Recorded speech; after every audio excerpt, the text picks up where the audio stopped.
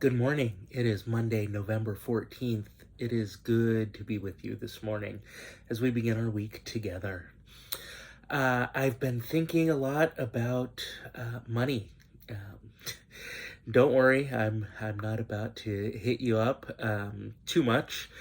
Um, but I've been thinking about our budget. This is the budget season. We are putting together our budget for 2023, and letters went out to you a few weeks ago about your pledges, and I know that it is a hard time and a hard season for so many of us. So to think about pledging, to think about how that fits into our budgets, can be a really, really hard thing. Especially as inflation is such a real factor in our lives right now, and budgets get stretched, tightened even more.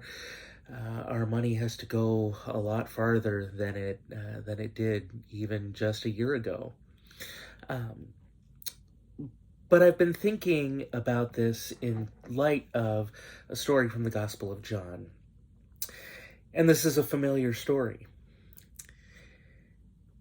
A large crowd kept following him because they saw the signs that he was doing for the sick. Jesus went up the mountain and sat down there with his disciples.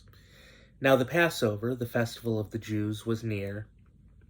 When he looked up and saw a large crowd coming toward him, Jesus said to Philip, "Where are we to buy bread for these people to eat?"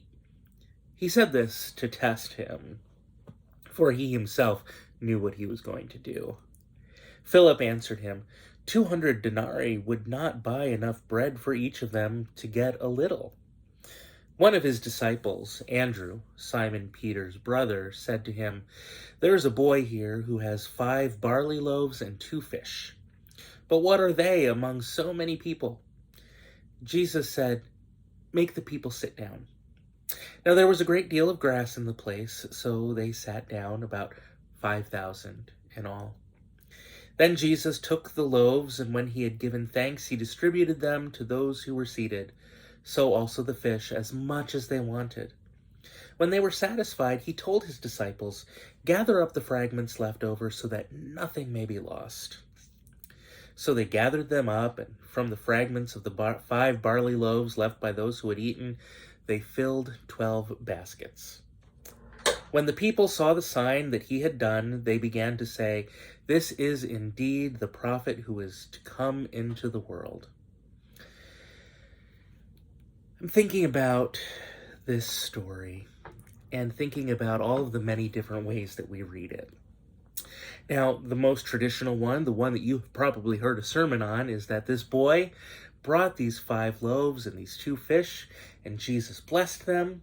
He gave thanks, he broke them, and he gave it to them, and there was a miracle. And the miracle spread, and this was magically, miraculously enough for all of the 5,000 people who were there. I don't discount that. I think that is absolutely a very real possibility, especially with Jesus. There's another possibility, though, one that is just as much of a miracle. I wonder if, as the people were gathered there, they saw their neighbors getting a little bit of food, and they realized, oh, you know what, I do have about half a loaf of bread in my pocket. Here, let me add this. Or, oh, you know what, I packed a sandwich. Let me split it 4 ways. And this culture of generosity spread. This generosity that people began to see in their neighbors spread.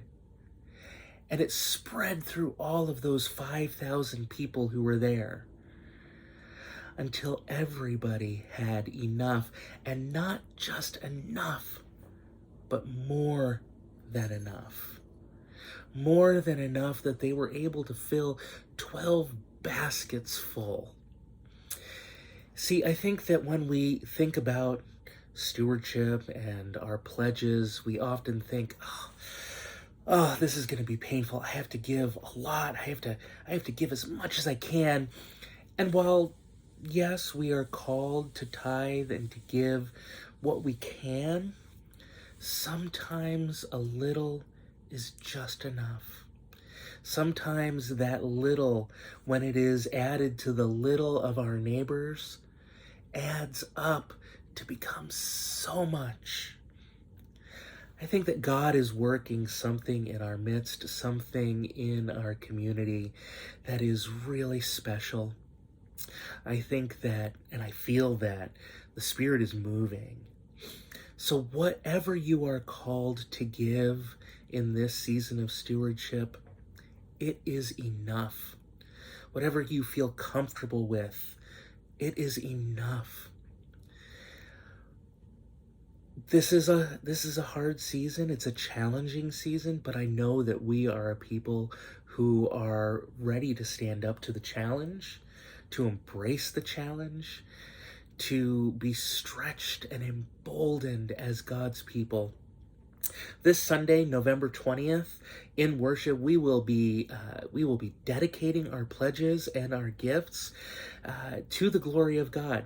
Now, that doesn't mean that if you don't get them in by November 20th that you miss your chance. Not at all. Get them in when you can. Obviously, the sooner the better, so that our budget team can put together an accurate budget for what next year looks like. But be encouraged. Be encouraged that sometimes a little is a lot, and Jesus is working through it. Friends, I hope you have a really good day, a really good start to the week, and I'll see you soon.